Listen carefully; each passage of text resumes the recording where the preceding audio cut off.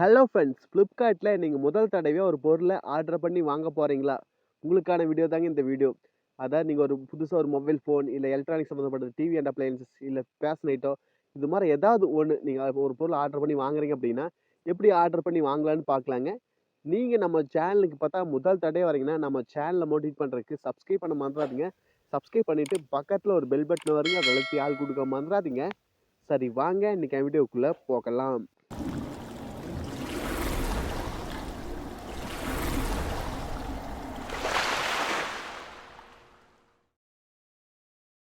முதல்ல ஃப்ளிப்கார்ட் அப்ளிகேஷனை டவுன்லோட் பண்ணி இன்ஸ்டால் பண்ணிங்க.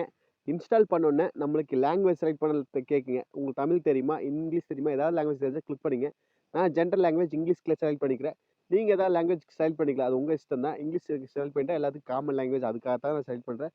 இப்போ கண்ணி கொடுத்துங்க. இப்போ உங்கள் மொபைல் நம்பர், அதாவது நீங்கள் ஃபோனில் லிங்க் பண்ணி வச்சுருப்பீங்களா, அந்த ஃபோனில் ஆட் பண்ணி வச்சுக்கிறேன் அந்த மொபைல் நம்பரை இங்கே கொடுங்க. உங்கள் ஃபோன் நம்பர் கொடுத்தீங்க, கீழே கண்ணி கொடுத்தீங்கன்னா உங்களுக்கு மெசேஜாக ஒரு ஓடிபி வருங்க. அந்த ஓடிபி ஆட்டோமேட்டிக்காக அதுவே எடுத்துக்கு நீங்கள் கீழே வெரிஃபை அப்படின்னு சொல்லி ஆப்ஷன் இருக்குது. அந்த வெரிஃபை மட்டும் நீங்கள் கொடுத்தா போதும். சப்போஸ் உங்கள் அந்த நம்பரை ஆட்டோமேட்டிக்காக அதுவே எடுக்கலைன்னா நீங்கள் மெசேஜை பார்த்து நீங்களே காப்பி பண்ணி பேஸ்ட் பண்ணிங்க. இப்போ ஹோம் பேஜ் இப்படி தான் வருவீங்க. இதில் நீங்கள் உங்களுக்கு என்ன பொருள் வேணுமோ அந்த பொருள் நீங்கள் மேலே சர்ச் ஐக்கான் இருக்குது, சர்ச் பண்ணி எடுத்துங்க. நான் இப்போ உங்களுக்கு எக்ஸாம்பிளுக்கு ஒரு டிஷர்ட்டை சர்ச் பண்ணி காட்டுறேன். ஏன்னா எனக்கு அவ்வளோதான் பேலன்ஸ் இருக்குது, அதனால் அதை நான் கொடுத்துக்கிறேன். டிஷர்ட் கொடுத்தோன்னே அதுக்கு சம்மந்தப்பட்ட எல்லா ரிலேட்டடான எல்லாமே வரும். உங்களுக்கு ஆனா பெண்ணா யார் போட்ட டிஷர்ட்டோ அது மாதிரி எனக்கு கேட்குது. நான் கொடுத்துக்கிறேன், பாய்ஸ் டிஷர்ட் கொடுத்துக்கிறேன். இப்போ பார்த்தா உங்களுக்கு என்ன இதில் பிடிக்குதோ அது மாதிரி எடுத்துங்க. இப்போ எனக்கு இந்த டிஷர்ட்டில் எது பிடிச்சிக்கோ அதை எடுத்துக்கிறேன். அது மாதிரி உங்களுக்கு என்ன மொபைல் ஃபோனில் ஏதாவது டிவி ஏதாவது எடுக்கிறீங்கன்னா அதை டைப் பண்ணி அதில் எடுத்துங்க, உங்களுக்கு வேணுங்க எடுத்தேன். இப்போ கிளிக் பண்ணிங்க. கிளிக் பண்ணோன்னே அதில் ரேட்டிங்கு என்ன சைஸு எல்லாமே கொடுத்துருப்பாங்க. அதெல்லாம் செக் பண்ணிங்க. அந்த ஃபுல்லாகவே என்ன ரேட்டிங் கஸ்டமரை விட கொடுத்துருப்பாங்க, அதெல்லாம் செக் பண்ணிங்க. அதெல்லாம் நான் செக் பண்ணிவிட்டேன். இப்போ சைஸ் என்ன சொல்லியிருக்காங்க, உங்களுக்கு என்ன சைஸோ அந்த சைஸை நீங்கள் பிக் பண்ணிக்க அப்படின்ட்டு இருக்காங்க. நான் சைஸை சொல்லிட்டேன். அதே போல் நீங்கள் மொபைலில் என்ன ரேம் வேரியண்ட்டோ அந்த ரேமை பிக் பண்ணுறாப்புல இருக்குது. அது மாதிரி இப்போ பைனவ் கொடுத்துங்க. பைனவ் கொடுத்தோன்னே உங்கள் அட்ரஸ் தான் ஃபஸ்ட்டு கேக்கு. நீங்கள் முதல் தடையாக பர்ச்சேஸ் பண்ணுறீங்கன்னா அட்ரஸ் கேக்கு. சப்போஸ் நீங்கள் ஆல்ரெடி பர்ச்சேஸ் பண்ணிட்டீங்கன்னா இப்படி கேக்கு, நீங்கள் அட்ரஸ் சேஞ்ச் பண்ணிக்கலாம். இல்லை முதல் தடையாக கொடுக்குறீங்கன்னா இப்படி தான் அட்ரஸ் கேட்குங்க. இதில் உங்கள் நேம் என்னென்னு கொடுக்கணும், உங்கள் ஃபோன் நம்பர் என்ன கொடுக்கணும், உங்கள் பின்கோடு என்ன கொடுக்கணும், உங்கள் ஸ்டேட்டு, சிட்டி, அப்புறம் இது மாதிரி ஹவுஸ் நம்பரு, இது மாதிரி எல்லாம் கேக்கு நீங்கள் கொடுத்துக்கலாம். அங்கே உங்கள் லொக்கேஷன் கொடுத்து கூட எக்ஸ் பண்ணிக்கலாம். உங்கள் லொக்கேஷன் ஆன் பண்ணி கூட பண்ணிக்கலாம். ஆனால் அது கரெக்டான லொக்கேஷன் வராதுங்க. நீங்கள் மேனுவலாகவே கொடுத்துங்க. அப்போ தான் நம்மளுக்கு கரெக்டாக இருக்குது. அதாவது உங்கள் ஃபோன் நம்பரு, அதாவது உங்கள் நேமு, அடுத்து உங்கள் பின்கோடு என்ன சிட்டி, இதில் அதிகமாக கேட்கறது.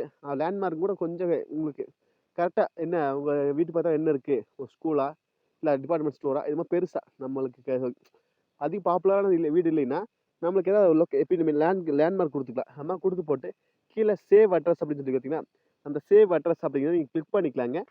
அடுத்தது பார்க்குற மாதிரி நம்ம சேனலுக்கு பார்த்தா முதல் தடவை வரீங்கன்னா நம்ம சேனலை மோட்டிவேட் பண்ணுறதுக்கு சப்ஸ்கிரைப் பண்ண மாதிரி இப்போ நான் வந்து சேவ் அட்ரஸ் கொடுத்தோன்னே இந்த பேஜ் வருங்க. இதில் பாருங்கள் உங்கள் அட்ரஸ் டீட்டெயிலாக இருக்குது, எவ்வளோ அமௌண்ட்டு என்னென்னலாம் இருக்குது அதெல்லாம் பார்த்துட்டு கீழே கண்ணி கொடுத்துங்க. கண்ணி கொடுத்தோன்னே நம்ம பேமெண்ட் பண்ணுற பேஜுக்கு போயிடுவோம்.